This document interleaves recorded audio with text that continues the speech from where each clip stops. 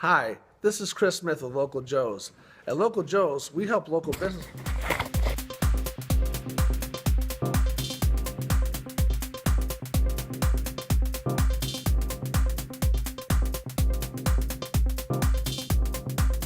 Hi, this is Chris Smith with Local Joe's.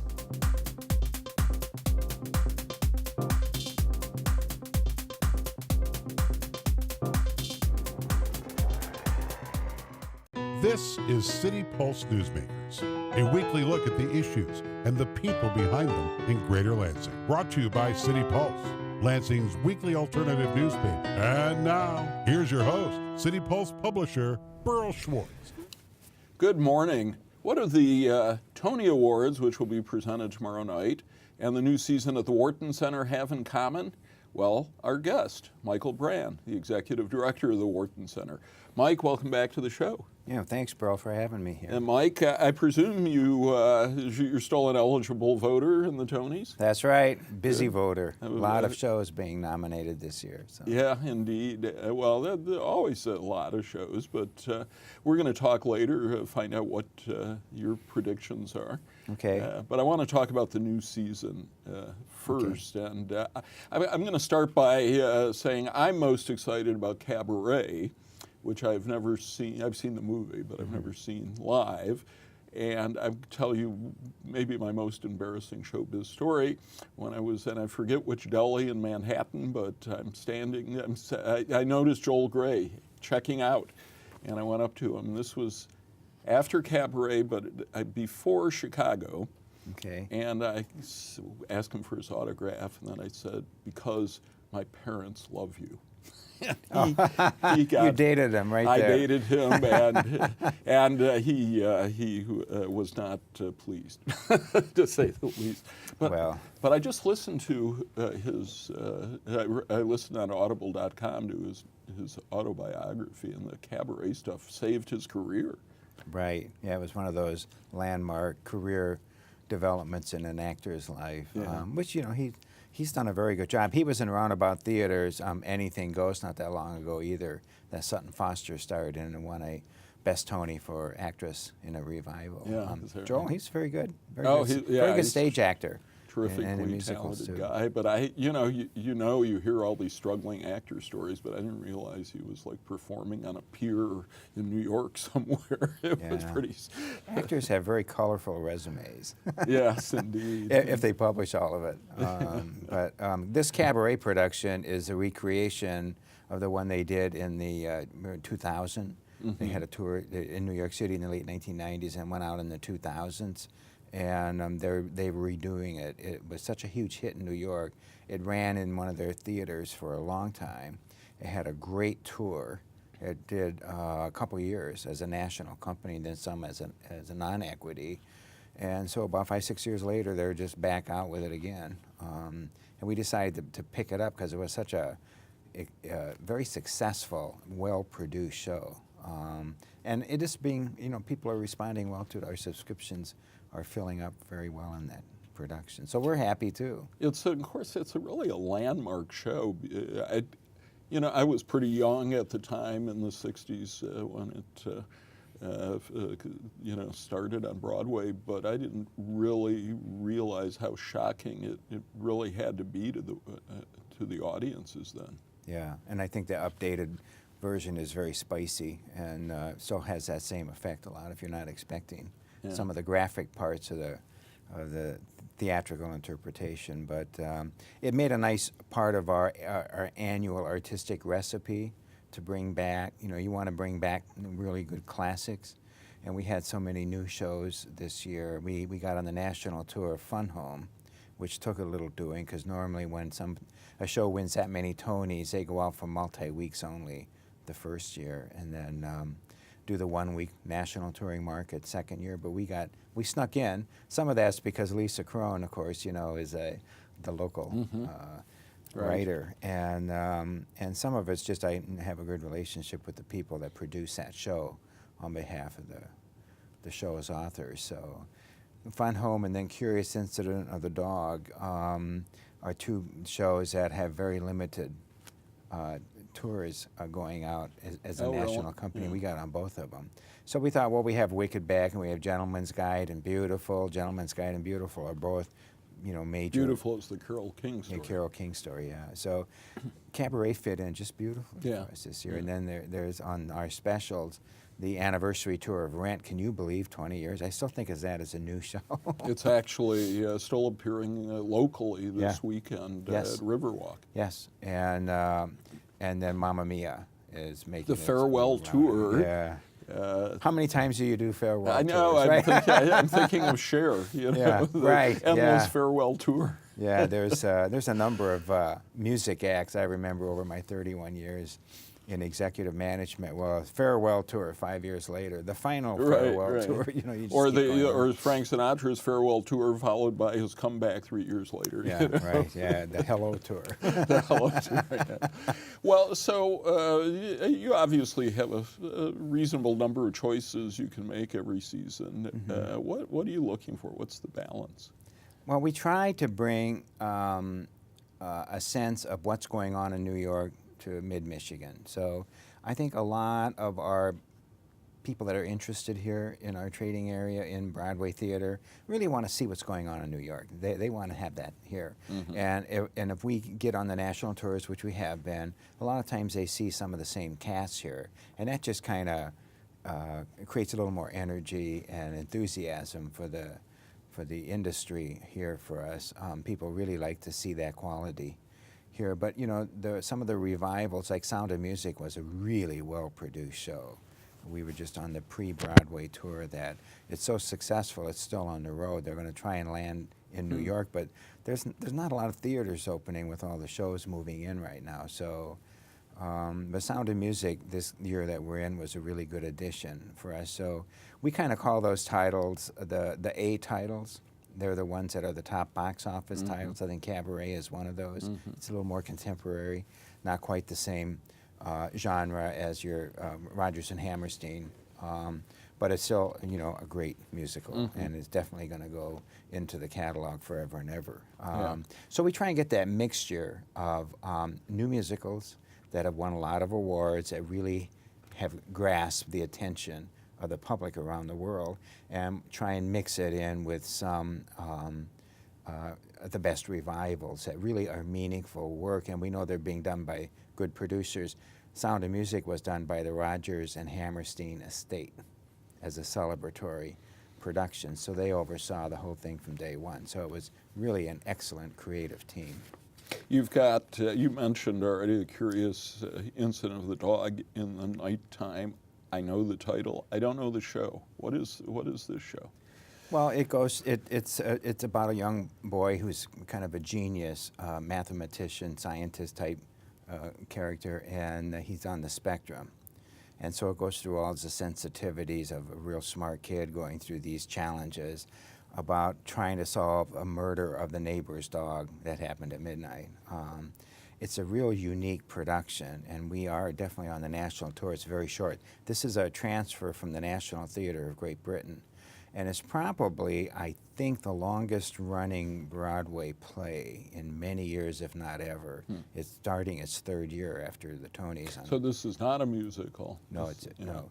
There's a lot of music. The music is all written on a mathematical formula, and the stage is the digitized stage. So since it's a very smart young kid that's a lead actor in the story, and the set reflects what's going on in his mind through digital.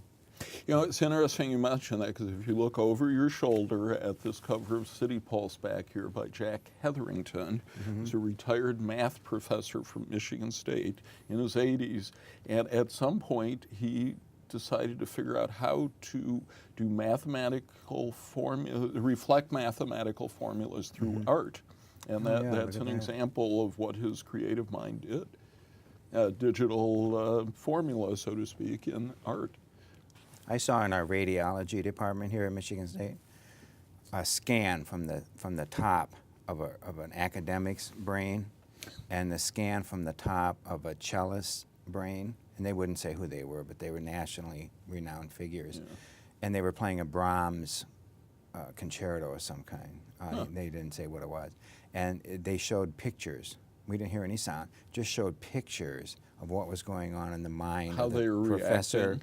and the musician, and each of them had very different type colors and density of, That's fascinating. yeah, density of activity. And I was shocked at how that works. It's amazing, the mind, the human body, Right. and the performing arts, whether it's listening or movement. It's quite an interesting science or study. It'd be interesting now because you're a great example of left brain, right brain. You're a classical musician, but you're a hell of a businessman. I mean, running a big venue like the Wharton Center. It'd be interesting to see how you react to these things. Yeah, we have, we're looking at doing more. We've done a commission with the Laurie Eisenhower Dance Company from Detroit on the human body and light.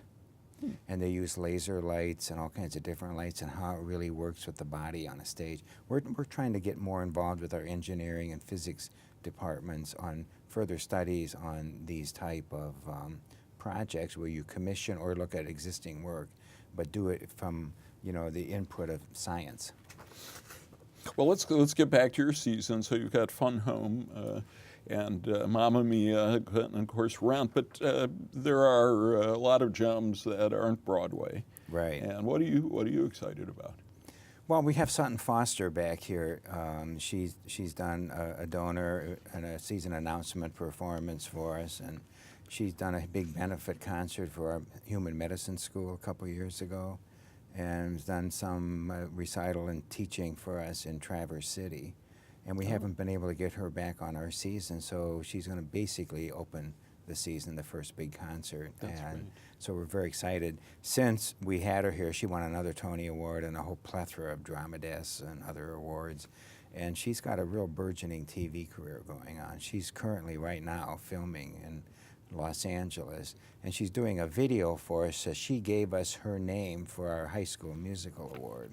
So it's now called the Sutton Foster Ovation Award, and we have, I think, 30 or 40 some kids coming in on the weekend, this weekend, Right. Saturday and Sunday, and the award show is right during the Tonys this year because of all kinds of graduation problems. We try not to do that, but and one young woman and one young man are going to go to New York and compete in the National High School Musical Award contest the last Monday here in June in New York City on the Minskoff stage. That's exciting. How did you build this relationship with her? She's from Michigan, and we just kind of stay close to her. We were investors in shows that she was performing in, part of the investment team I told you about on our last program that I'm a member of.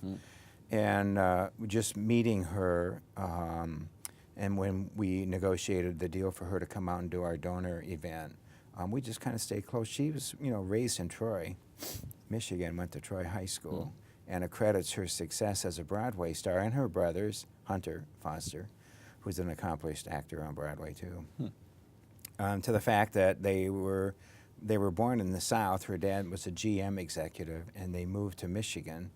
And she said the schools in the Detroit area had such great musical programs in them. She said it's one of the wonderful blessings of Michigan is that the arts in the high schools are so developed compared to other parts in the country that she and her brother really got it in their veins that they really wanted to do this. And they were both very, very successful. So will she be she'll be in the Great Hall, I presume. And, she'll be in the Great Hall, and we only just started seating our subscription, but it looks like everybody's buying it because she's quite an entertainer. Sometimes there's a lot of good people that make great recordings, or great musicians or actors, and then there's some people have those qualities but are great entertainers, and when they're live on the stage, they're magnetic, and she's one of those. That's great. She's like a major entertainer, very young, absolutely, very Midwest type person, very easy to deal with. Yeah, It's a blessing That's when great. you have all the cylinders hitting. Yeah, and of course, you've got not part of the Broadway series, but you've got Ernie coming back in August. I guess, I don't know if that's your official season opener, but that's a pretty big deal for Michigan, talking about Michigan. Yes, and we had it last year, and it went 100% clean. What does that mean? Just sold out clean. Every Oh, ticket is was that gone. right? We had nothing left. Wow. And people were clamoring for tickets. They come and see it, and they say, "Oh, I got to buy more tickets for the weekend and bring my friends," and there are none. It's all Yeah. gone, And so we decided, after talking to a few people, I always talk to people in the community, and they say, "Oh yeah, we'd bring more people." And I'm telling you, we're on our way to another sellout. No kidding. Yeah, no kidding. That's amazing when It's, it's, I could understand if it had been here 10 years ago, but. Well, Ernie Harwell was obviously a major beloved figure for Michiganders, and I sat down with one of our donors more in the front, which I never do. I generally stand in the back to get the whole feeling, And I could hear all around me, "Oh, I was there. We saw that. Oh, I remember that. My dad," you hear all these things about, oh, he touched so many people's lives with what he did with the Tigers and people. And I remember people in Minneapolis. Sid Hartman was one of these type, figures on WCCO, the CBS radio network, which was a huge one in its day. Everybody knew these people. They were like your family. They were there for years, 20, 30 years. They were anchors, They become part of you. Right. This was one of these people that it wasn't just the next, glamour person on air or something. This was part of their family. Yeah. And it's a very meaningful work. And quite frankly, Mitch Albom really did a great job in writing about this man. He obviously had a lot of love for him, to begin with. Yeah, well, I remember when Ernie Harwell got into the broadcast booth in Detroit. I was a kid growing up in Toledo, but close enough that was our team. And, you don't know at the time this is a legend, but it doesn't take long to realize this is something special. He truly was. I had the honor of meeting him once when he was in town for, I think he was leading a parade here, and he just couldn't have been nicer. And, the last thing he really needed to do was stop in a little newspaper in Lansing, but he made the time, and we sat and chatted, and it was great. It's, there's a whole genre of artists like that. They know that it's important for them to connect. Because that connection to people just grows, It's like you're watering something. Yeah. And people remember that you do that. Country music artists are groomed by their press people to do that. Oh, no kidding. To always take time to meet them after shows. They don't have this snooty, "I'm too busy to," Right. They always go out and sign things. They talk to people. And Ernie Harwell must have been one of those because he knew everybody. Right. Well, we're going to get to the Tonys in a few minutes, but the season isn't quite over, actually. You've got Book of Mormon coming back, and so obviously that had to have been a huge success to bring it back from, what, a year? Two years ago. Yeah. So that's doing really well, and tonight is the last concert-type performance we're doing with Michigan Public Radio. The Moth. The Moth. Yeah. Well, we're on Saturday, so people will have missed that, but it is nice that you do those things. And I don't see Ira Glass coming back this season, but not this season, but we're looking at him in the next. I guess he's coming out with a new book. We generally work with the producers of that tour. They're from Salt Lake City, so he's always one of these that will rotate back. The literary group that really works well here, we like to kind of keep bringing back. We're trying to develop the spoken word, but it's hard because there's not a lot of dramatic theater that tours. The Curious Incident was a really good example, so we jumped on that tour. About 4 or 5 years ago, we did August Osage County. I saw that. That was incredible. These big landmark productions, they're difficult when they're so far in between. So we like to bring more poetry, storytelling, and we're going to be adding more of those over the years when we can partner with radios and radio companies and things like that. So but Ira is one of them that we'll bring back. Sedaris, David Sedaris is another one we'll keep bringing back as they come out with new books. Right. So yeah. Well, the summer, what happens at the Wharton Center when the Great Hall is silent? What's going on? Well, this summer we're gutting the entire Great Hall main stage, all the iron, the hemp line, the pulleys, the whole nine yards on the fly system for the first time in 34 years. The whole thing's being replaced 100%. It's going to take about 8-9 weeks. And then when we open with our main stage events with, I think, the Lansing Symphony and the College of Music, and then we move into Sutton Foster. And then obviously we have a huge load on the new system, doing Wicked for the month of November. that'll be the all new system. So we're kind of happy with that. All right. And 2 years ago, we replaced the entire stage the first time, the wood. So that's generally what we do. We go down. Yeah. In a couple of years from now, we're going to start looking at longer run musicals Right. again. So we got to get this done before that. And as a segue into the Tonys, obviously you've got to find time somehow to see these shows. And Yeah. so what is your schedule like? Well, I generally start in November when they start opening, and I try and get. I'm not on the board of governors anymore of the Broadway League, but I'm a co-chair of a subcommittee, so I get reporting duties at the board meetings. So I have a little more time, but I go out there and we do stuff. I talk. You have to look at shows too because I'm hunting, not only voting, but we're looking at what we want to kind of get our hooks into. So it's kind of serves two purposes. So I start early and we look at, laying out what we'd like to get involved in. And Wharton Center does some minor investing in shows too. So this year we're in On Your Feet and Waitress, two of the shows that are up for a bunch of Tonys. Right. And so we look at that, and so, but it's hard because there are so many shows, and it's hard when like 48 shows get nominated, and a third of them have one Tony nomination, Right. but you got to go see it, Right, where you right. can't vote in that category, Right. And there's many more plays than there used to be, many more plays, which is good, because that's a more difficult art form to sit and enjoy and digest than a musical, but that's good for our industry. But it's a burgeoning industry, Burl. I mean, there's so many Right. shows that are so hot, and just tickets are hard to get. And I do want to ask you, if you don't mind, so as a voter, do you get free tickets for Yeah. these shows? You get 2 free tickets. You get 2 free. Yeah. But you're carded when you go in, and now normally the producers show up at intermission and say hi to you. Yeah. So you got to be very honest about that. And then now we report in online after that we attended it. But it's good if you're looking at all of these different reasons for going. Yeah. Well, we better get to the shows because we've got Okay. a lot of them. Did you bring a list as well? Yeah. Oh, great. Okay. Do you? Can't remember all these. Yeah. Let's try. In the interest of time, maybe we'll go to the leading roles in the plays and musicals. So I think best performance by an actress, and we're showing our audience at home the nominees. Best performance by an actress in a leading role in a musical. Whom do you like? Well, Carmen Cusack is stunning in Bright Star. It's the one that Steve Martin wrote the music Oh, yeah, for. yeah. Right. I saw that and it was just blown away.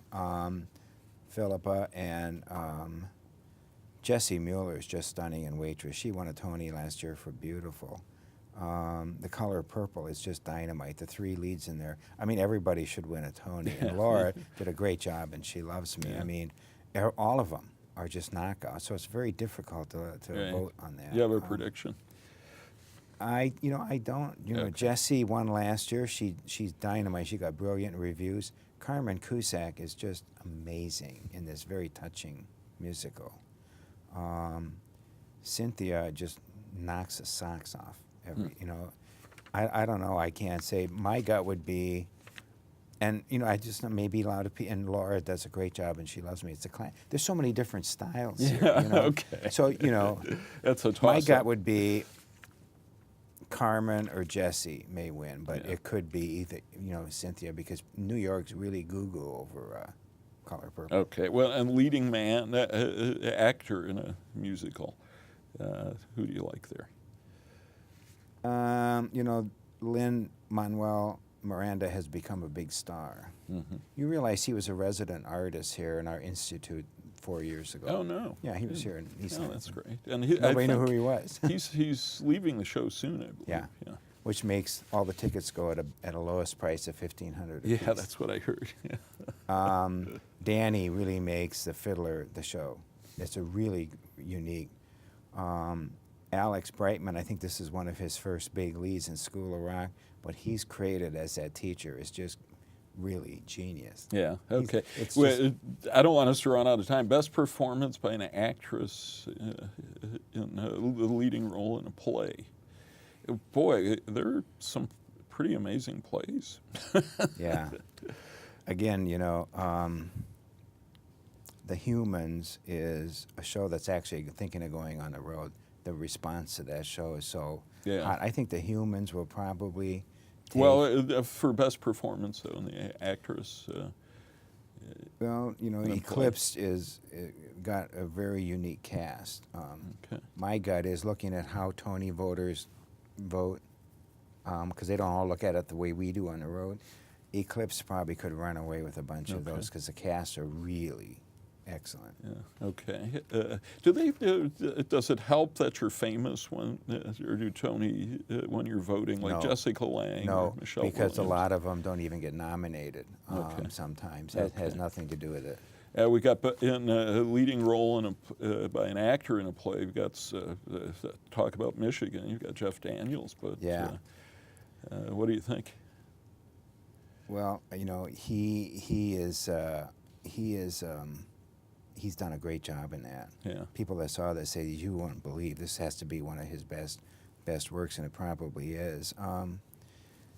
Frank Langella, you know, Yeah. it's a Great real strong actor. one. All of these again are Yeah. just incredible. The thing about Jeff Daniels is he's out there by himself with another actress for the whole time. Right. Right. So it's it's physical. Yeah. This is the play he owns, basically. Right. Basically, he did it a long time ago, and he wanted to see, look at how he matured and how he redo it. And people that see it say it's just incredible performance. Best original score, Hamilton. I mean, I think it's going to be hard to beat Hamilton, even though Bright Star and Sarah Bareilles' music to Waitress are just incredible. Yeah. Very accessible Yeah. and fun. yeah. Hamilton. I mean, Hamilton It's only is got just- 16 nominations. Hamilton, and I saw it in December, and then they invited the Tony voters back in May just so that we wouldn't forget it. No kidding. Yeah, it never That's happened in my All right, history. we got about a minute to go. Best Okay. book of a musical, Hamilton, I assume is. Yeah, although likely to Bright win. Star is a beautifully written show. Yeah. And so is Waitress. But Best you're right. revival of a play. What'd you like there? Of a play? Yeah.